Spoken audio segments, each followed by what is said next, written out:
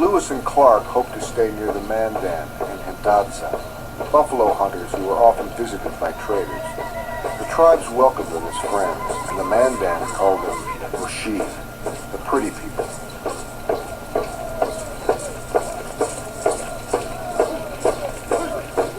Together, their 5 villages were home to some 4,000 people, more than lived in St. Louis at the time. Nearby, the expedition settled in for 5 months of bone-chilling cold. The thermometer stood at 45 degrees below zero. Snowed all day. Ice ran thick, air cold. 3 men frostbitten badly.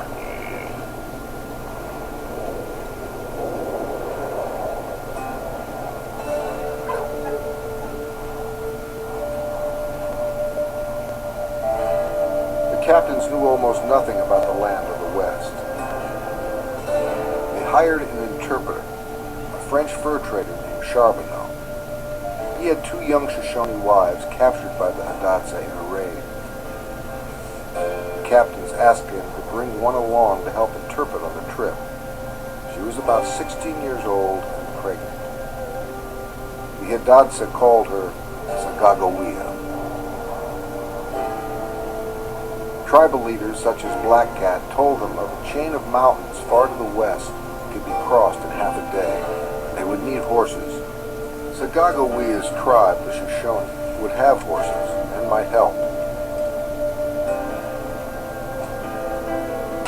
The Great Falls of the Missouri are 5 massive cascades.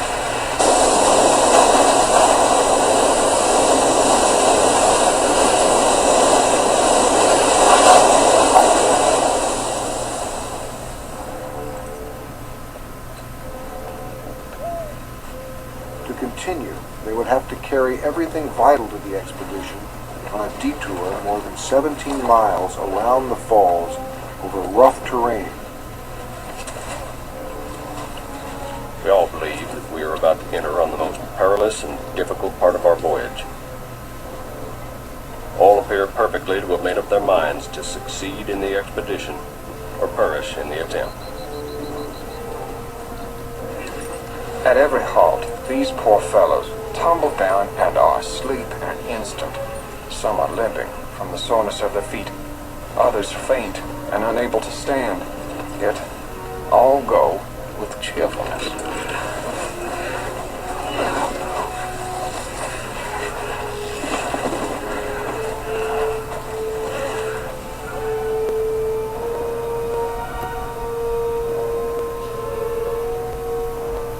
The grueling portage left the men badly worn down with mountains still to come. But they willingly followed their captains, very different men who seemed to command as one. There is no record the 2 friends ever argued or disagreed on an important decision.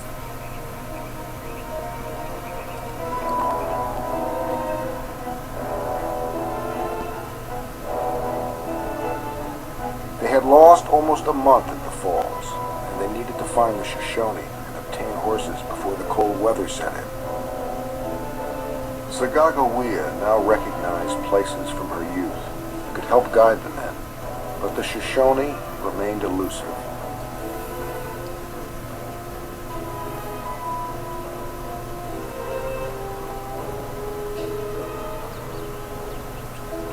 Finally, Lewis set out with a scouting party to search for them.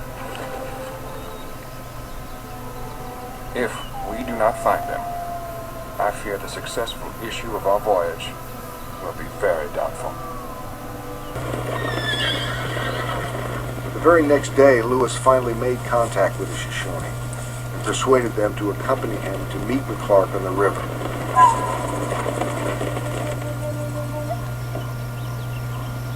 Once again, the fate of the entire expedition was in the hands of native people who had never seen strangers like these before. As Sagagawea began to interpret, the stakes could hardly have been higher. Suddenly she paused. Manami. Nekobay puninu. Na isyong gato up. Across the years of separation from her tribe, Sacagawea recognized Kamehameha, the Shoshone chief.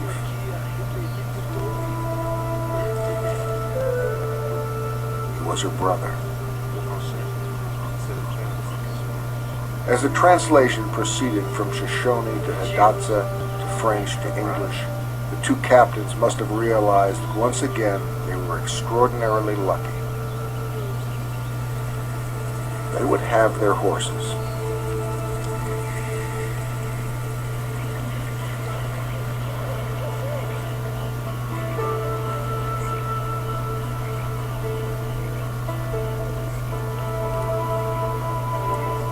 They spent more than 2 weeks with the Shoshone,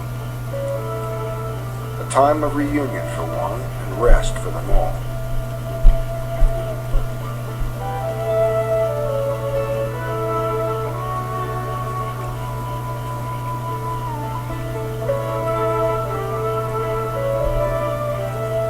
But ahead, a mountain barrier whose size no one had anticipated loomed like a monster with 100 heads.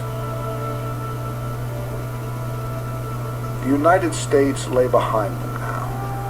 Ahead, lands claimed by Britain, Spain, and Russia.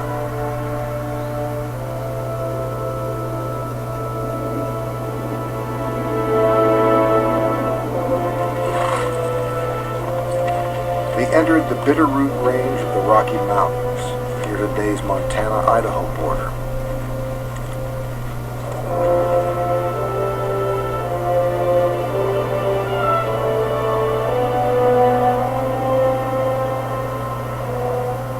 Storm brought bitter cold and made a dangerous crossing even more difficult, coating the steep slopes in snow and ice.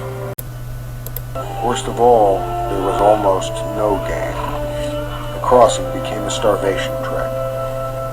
We suffered everything cold, hunger, and fatigue could impart.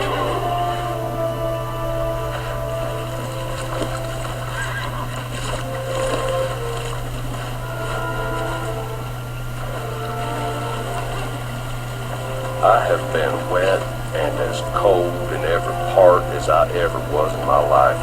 Indeed, I was at one time fearful my feet would freeze in the thin moccasins which I wore.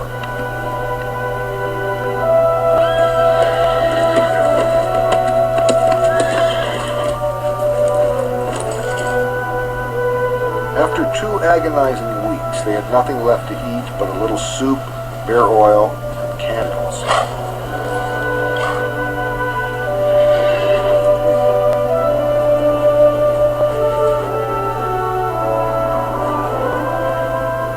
Desperate, Clark and a small party went ahead, hoping to find a way out of the mountains.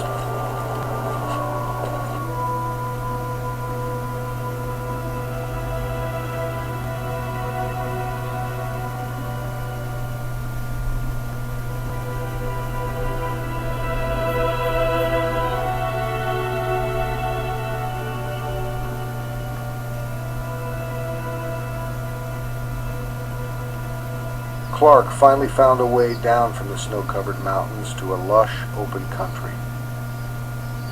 They were found by children of the Nez Perce tribe and made their way to a nearby village. As the story goes, the strangers might have been killed, but for an old woman named Watkuwes, who pleaded for their lives.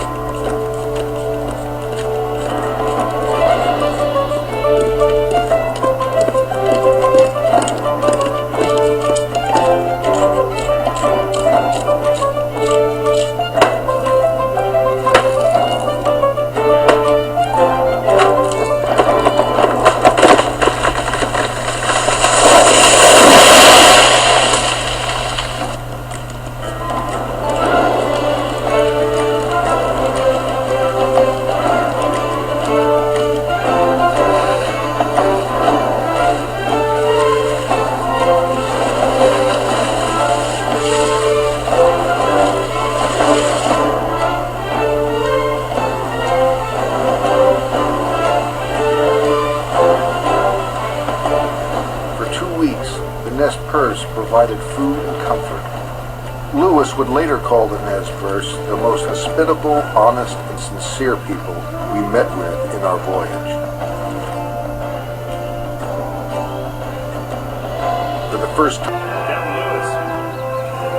finally, the moment was at hand, after a year and a half of exhausting struggle. Ocean in view!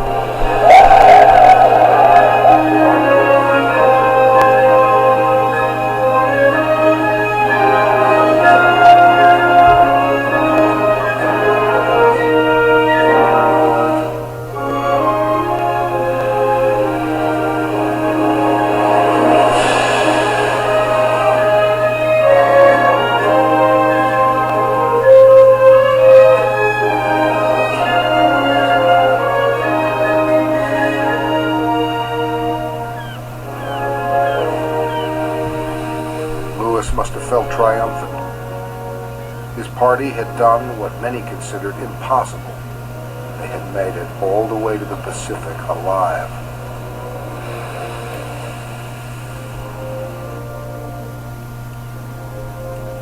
The men appear much satisfied with their trip, beholding with astonishment the high wave dashing the rocks in this immense ocean.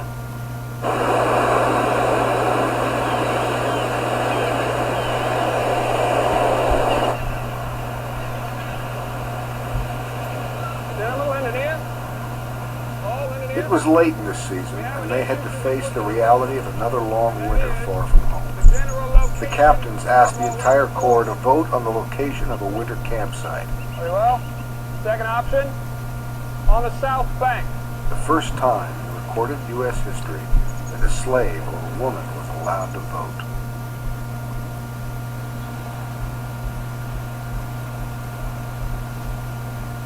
Near what is now Astoria, Oregon, they built winter quarters, named Fort Clatsop after the nearby coastal tribe. They traded with their Indian neighbors for salmon, berries, and roots, and settled in for 4 miserable months. There were only 12 days without rain. The winter dampened their spirits as well. They were homesick and longed to see their loved ones back in the States. Most at home assumed they were dead.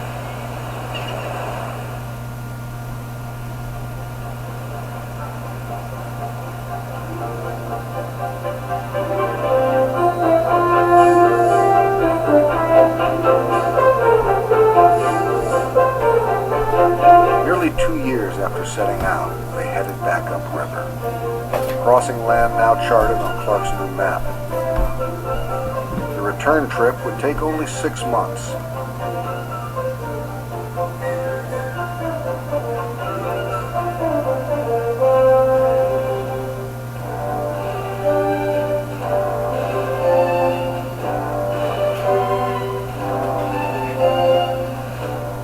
In the end, the journey opened up the West to their fellow countrymen. It was the beginning of a new era for the United States. But the Native American way of life would never be the same. They had passed among some 50 tribes without whose help they might never have returned. None played a greater role in their success than the young woman at their side. At the Mandan and Hadassah villages, they bid farewell to Sacagawea, who stayed behind with her family. She had endured every danger and deprivation while also caring for a child. Most of the men would never see her again.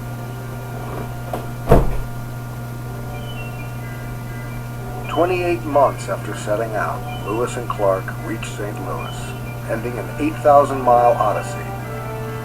They were acclaimed as national heroes, the first U.S. citizens to cross the continent. Lewis had described at least 178 plants and 122 animals new to science.